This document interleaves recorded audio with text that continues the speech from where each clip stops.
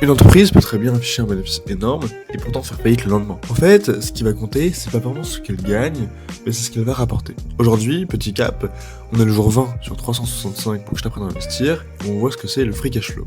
Donc le free cash flow, qu'on va aussi souvent appeler FCL, c'est l'argent disponible qui reste dans les caisses.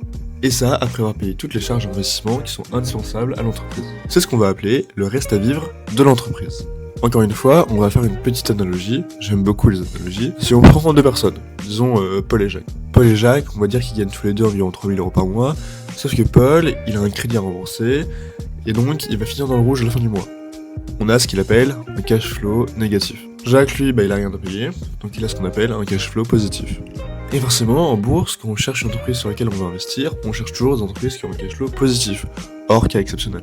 Alors bien sûr, les cash flows, c'est un peu comme d'autres indicateurs comme le PER qu'on a vu dans la journée d'hier. Ça dépend du secteur et ça dépend des entreprises. On va pas se dire il y a tel niveau de cash flow qui est une hérésie. Non du tout. On va vraiment s'adapter, mais il faut retenir que de façon globale, très globale, un cash flow négatif, c'est jamais très bon signe. En fait, le free cash flow, c'est vraiment très important. Pourquoi ? Parce que c'est avec cet argent qu'on peut faire avancer l'entreprise. C'est un peu son carburant. C'est avec cet argent qu'on peut verser des dividendes, qu'on peut racheter des actions, ou alors qu'on peut réaliser des acquisitions.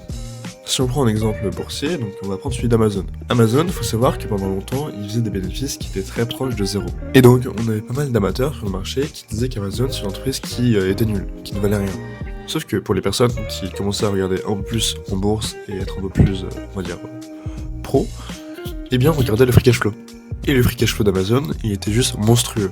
C'est-à-dire qu'il y avait beaucoup d'argent qui rentrait, mais tout était réinvesti pour construire le futur de l'entreprise. Si on ne voyait pas beaucoup de bénéfices, c'est parce que c'était un choix de gestion.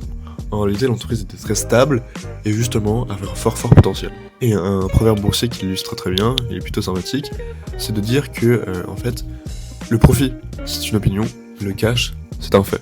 Enfin bref, voilà, c'était le jour 20 de ma série. Si tu veux continuer à apprendre des choses comme ça, n'hésite pas à t'abonner, c'est très important. Et à demain!